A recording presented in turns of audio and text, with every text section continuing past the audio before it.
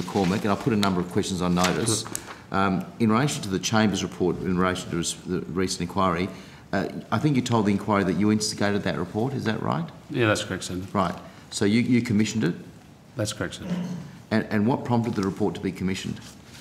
Because at the time, Senator, I had commenced a reorganisation of program of CASA to align it around the functions of the Act, to work smarter, basically, and to make sure that we were covering areas which we hadn't in the past, such as training. We didn't have a training school. Standards. We didn't have a standards section. We had to put these things in place.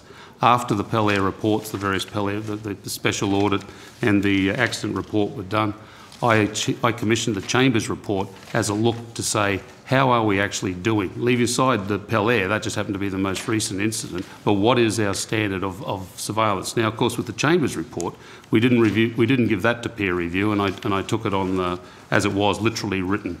And we have commenced, and we have not commenced, we've completed recommendations since then out of the Chamber's report. 2009, the Chamber's report was showing us what we were like in the preceding years to 2009.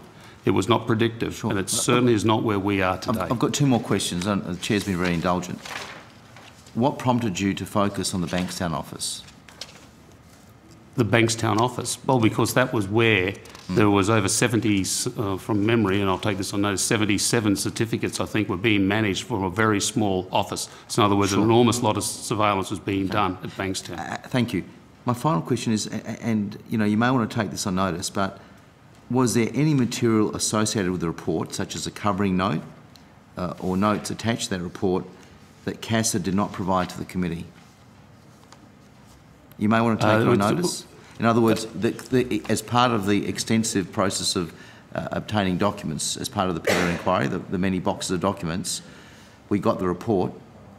Yeah, no, to my knowledge, what you got was all of the report. And if there was an email that said, here's the Chamber's report attached, you would have had that email as well. Well, I would urge you to take this on notice, in fairness to you.